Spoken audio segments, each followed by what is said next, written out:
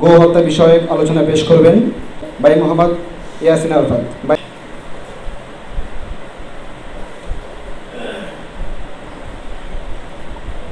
আসসালামু আলাইকুম ওয়া রাহমাতুল্লাহি ওয়া বারাকাতুহু। আলহামদুলিল্লাহি ওয়া কাফা ওয়া সালামুন আলা ইবাদিহিল্লাযিনা ইসতাফা আম্মা বা'দ।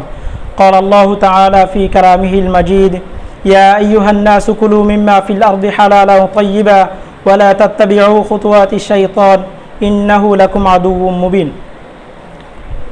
অধ্যক্ষার আয়োজিত জামিয়াতুল শেখ জমিরুদ্দিন আল ইসলামিয়ার দাওয়া এন্ড ইসলামিক স্টাডিজ বিভাগ কর্তৃক আয়োজিত আজকের এই শিক্ষা সেমিনারে উপস্থিত সকলকে জানাই আন্তরিক শুভেচ্ছা ও অভিনন্দন। সম্মানিত সুধী, আজ আমার আলোচ্য বিষয় হচ্ছে গোহত্যা, প্রাণী হত্যা, আমিষ খাওয়ার অভিযোগের দ্বন্দ্ব নিরসন।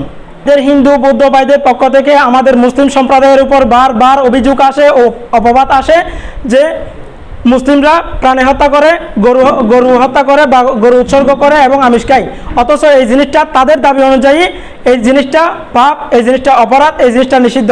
কিন্তু আমরা মুসলিম সম্প্রদায়ের মতে এবং সমস্ত ধর্মগ্রন্থের মতে, ইসলাম ধর্ম এবং যারা বলতেছে অর্থাৎ হিন্দু ধর্ম, সবার মতে এই গরুর গোশত খাওয়া এবং প্রাণী জবাই করা, গরু জবাই এবং প্রাণীর গোশত এবং প্রাণী জবাই, এই তিনটা জিনিস বৈধ। আমি প্রমাণ করে দিব এই তিনটা জিনিস বৈধতার ব্যাপারে এবং তাদের দ্বন্দ্ব সেটা নিরসনের চেষ্টা করব ইনশাআল্লাহ। সম্মানিত সুধী, আজ আমি এমন একটি বিষয় নিয়ে আলোচনা করছি যে বিষয়টা নিয়ে যুগ যুগ ধরে আমাদের মধ্যে চলে আসতেছে নানা অভিযোগের বন্যা। আজ আমি এমন একটি প্রেক্ষাপটে দাঁড়িয়ে কথা বলতেছি যে সময় মানুষের অন্য মতবাদ, অন্য ধর্মের মানুষদের ব্রেন ওয়াশ হয়ে, ধর্মীয় পণ্ডিতদের অপব্যাখ্যার কারণে ব্রেন ওয়াশ হয়ে তাদের এখন আর বোঝা প্রয়োজন মনে করতেছে না। সম্মানিত সুধী, আমার উক্ত আলোচ্য বিষয়ে তিনটি পয়েন্ট। এক নম্বর হচ্ছে গোহত্যা। গোহত্যা অর্থাৎ তারা বলে গরু হত্যা। আমার প্রথম পয়েন্ট হচ্ছে গোহত্যা অর্থাৎ গরু।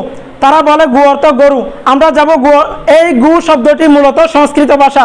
সংস্কৃত ডিকশনারিতে যদি আমরা দেখি সেখানে গু অর্থ গরু, পানি, জল, এই তিনটি আছে।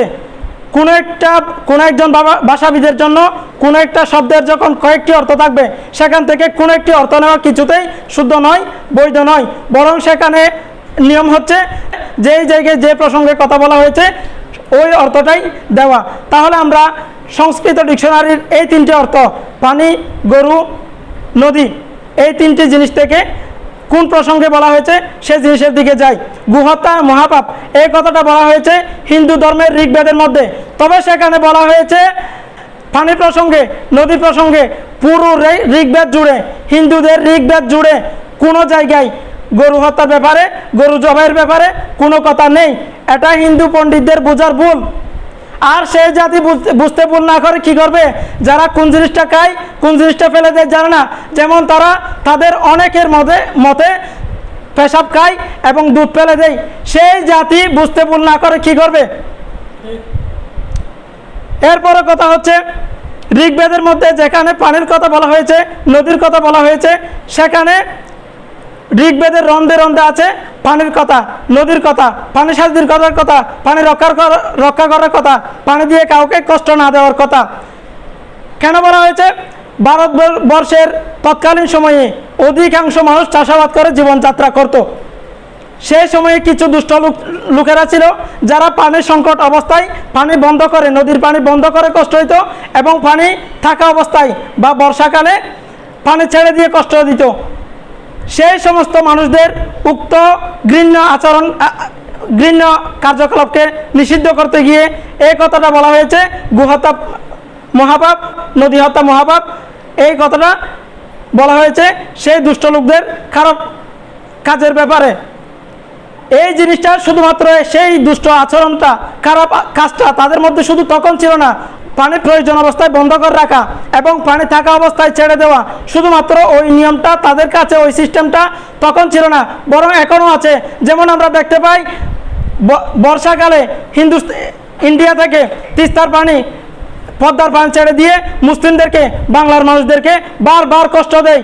আমরা সেই পানি, শুধুমাত্র পানি দেখতে পাই না, বরং আমরা সেখানে বাংলার মানুষের অজস্র কান্না, অজস্র বুক খালি করা কান্না দেখতে পাই।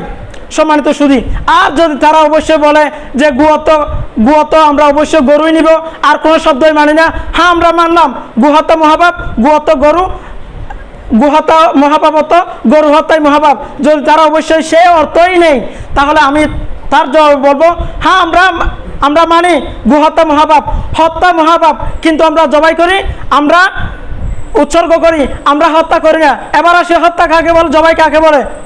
হত্যা বলা হয় কোনো একটা জিনিসকে নষ্ট করার উদ্দেশ্যে মেরে ফেলা, আর জবাই হচ্ছে কোনো একটা সংস্কৃতি বা ধর্মীয় কারণে কোনো একটা জিনিসকে নির্দিষ্ট নিয়মে সহজভাবে জবাই করা, সহজভাবে সেটাকে জবাই করা। আমরা হত্যা করি না, আমরা জবাই করি, উৎসর্গ করি, তাহলে তাদের ধর্মীয় গ্রন্থের মধ্যে যে বলা হয়েছে গোহত্যা মহাপাপ, আমাদের মধ্যে সেই অপবাদ পড়ে না। সম্মানিত সুধী, কোনো একটি জিনিস খাদ্য হওয়ার জন্য, বৈধ হওয়ার জন্য 3টি শর্ত। 1 নম্বর হচ্ছে সেই জিনিসটি খাদ্য হওয়া, 2 নম্বর হচ্ছে সেই জিনিসটি বৈধ হওয়া, 3 নম্বর হচ্ছে সেই জিনিসটি যেই খাচ্ছে তার জন্য বৈধ হওয়া। তাহলে আমরা দেখি, আমরা গরু জবাইয়ের ক্ষেত্রে বা গরু গোস্তের ক্ষেত্রে আমরা সেই 3টি জিনিস মিলিয়ে দেখি। গরু গোস্ত, হ্যাঁ আলহামদুলিল্লাহ সেটা অবশ্যই খাদ্য। 2 নম্বর হচ্ছে সেটা বৈধ হওয়া, সেটা নীতি নির্ধারক, শরীয়ত প্রণেতা আল্লাহ তাআলার পক্ষ থেকে, সৃষ্টিকর্তার পক্ষ থেকে বৈধ। কোরআনের মধ্যে স্বাধীন একটি সূরা বাকারা একটি সূরা আছে,